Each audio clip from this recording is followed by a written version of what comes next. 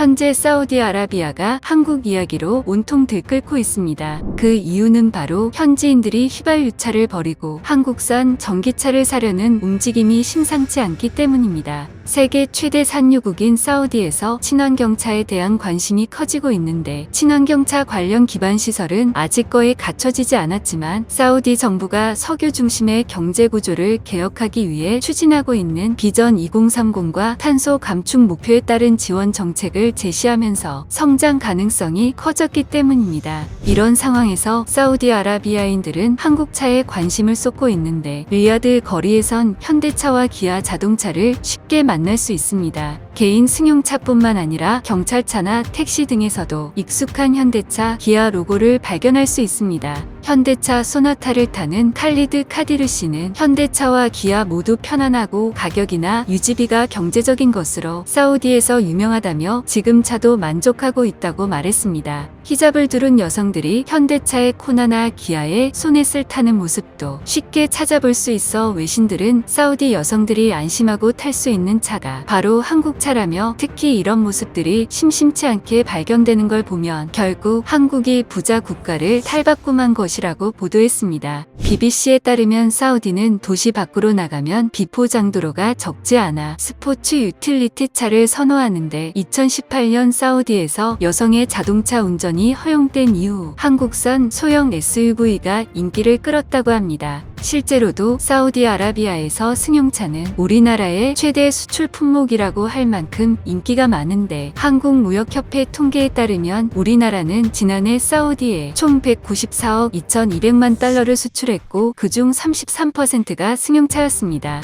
한국의 승용차 수출 규모도 중동 북아프리카 지역에서 사우디가 가장 큰데 2위 아랍에미리트와는 5배 넘게 차이가 납니다. 현재 현대차 기아는 한국, 인도 등에서 만든 차를 사우디로 수출해 판매하고 있으며 현대차는 지난해 사우디에 63,070대를, 기아는 23,497대를 팔았습니다. 특히 인기 있는 차종은 현대 아반떼와 엑센트, 기아 페가스 등입니다. 현대차 기아가 사우디에 수출한 친환경차는 2020년 사우디 국영석유회사 아람코의 시범 운영용으로 판매한 수소 전기차 넥소 2대와 수소 전기버스 일렉시티 2대인데 최근 현지 휘발유 가격이 치솟고 사우디 정부가 친환경차에 적극적인 모습을 보이면서 현지인들 사이에서 한국산 전기차를 사려는 움직임이 나타나고 있습니다. 사우디 국영석유회사 아람코 등에 따르면 지난 1월 기준 사우디의 고급 휘발유 가격은 리터당 2.18리알을 기록했습니다. 2000년대 이후 사우디의 휘발유 가격이 평균 1리알 안팎이었던 점을 고려하면 많이 오른 것입니다. 대한무역투자진흥공사 리야드무역관 관계자는 국내 가격과 비교하면 사우디 휘발유 가격이 저렴하게 느껴지겠지만 현지에선 휘발유 가격이 정말 많이 비싸졌다고 말한다며 주변에서 경제적인 자동차를 알아본다는 이야기를 듣는다고 말했습니다. 사우디 정부는 2030년까지 리야드 내 차량의 30% 이상을 전기차로 바꾸는 것을 목표로 하고 있습니다. 리야드의 인구는 현재 700만 명 수준인데 도시 확장 개발에 따라 2030년까지 2배 이상 늘어날 전망입니다. 그리고 비전 2030에 따라 5천억 달러를 투자해 조성하는 신도시 네옴은 100% 신재생에너지 자원만 사용하도록 설계됐습니다. 네옴에 100만 명 이상이 거주할 것으로 사우디 정부는 내다보고 있는데 이는 단순하게 계산하면 친환경차 이용 인구가 앞으로 600만 명 이상으로 늘어날 것이란 뜻입니다. 업계 관계자는 사우디의 친환경차 시장은 첫 발을 떼기 위해 준비하는 단계로 관련 인프라와 사우디 정부의 지원 정책이 분명해져야 한다면서도 사우디 정부가 수소 등의 산업 육성에 관심이 큰 만큼 앞으로도 현지 내에서 한국산 친환경차 시장이 급성장할 가능성은 매우 큰 것으로 보고 있다고 말했습니다. 기분 좋은 소식은 미국에서도 들려오는데 현지인들을 사로잡은 K 주얼리의 눈부신 세공 실력 때문에 지난해 수출이 73%나 늘었습니다. 특히 서울 성수동 주얼리 제조업체들은 지난해 매출이 2배 이상 뛰었는데 이는 코로나로 억눌렸던 글로벌 시장이 빠르게 회복되면서 수출 실적이 늘어난 덕분입니다. 그 중에서도 미국에서 보복 소비로 인한 수요가 놀라운 속도로 늘어나고 있습니다. 관세청에 따르면 지난해 주얼리 수출액은 3억 5,375만 달러로 집계됐습니다. 이는 2020년 대비 73.5% 급증한 것인데 주얼리 수출액은 2017년 2억 4,219만 달러에서 이듬해 1억 6,862만 달러로 감소했지만 이후 3년째 증가하고 있습니다. 지난해는 주요 수출국인 미국 주얼리 시장이 코로나 이후 회복세에 접어들면서 역대급 수출 호조로 이어졌습니다. 지난해 대미 주얼리 수출액은 1억 1,150만 달러로 전체 수출액의 32.5%를 차지했고 이는 전년 대비 약 110% 증가한 수준입니다. 백경학 코아 주얼리 대표는 작년 8월 미국 라스베이거스에서 2년 만에 열린 주얼리 박람회에서 우리 업체 앞에 바이어들이 긴 줄을 섰을 정도로 열기가 뜨거웠다며 세계적인 귀금속 디자인 역량을 보유한 게 팬데믹 이후 급성장한 시장에 안착한 비결이라고 밝혔습니다. 주얼리 제조업은 귀금속을 다룬다는 특성상 대량 생산이 어려운 중소기업형 노동집약 산업으로 분류됩니다. 국내 주얼리 제조업체는 1,600여 개로 추산되는데 이 중 코아 주얼리 등 약 40개 업체가 주얼리 수출을 주도하고 있습니다. 주로 다이아몬드를 부착하지 않은 반지 등 반제품을 미국, 홍콩, 호주, 스위스 등에 수출하고 있습니다. 한 주얼리 업계 관계자는 미중 무역 분쟁에 따른 관세 부과 등으로 가격 경쟁력을 잃은 중국산 주얼리 제품이 팬데믹 이후 맥을 못 추면서 국산 제품들이 그 자리를 꿰차고 있다고 설명했습니다. 국내 주얼리 수출은 1997년 외환위기 이후 본격적으로 시작됐는데 2001년 수출액이 3억 9천만 달러에 이를 정도로 전성기를 구가했습니다.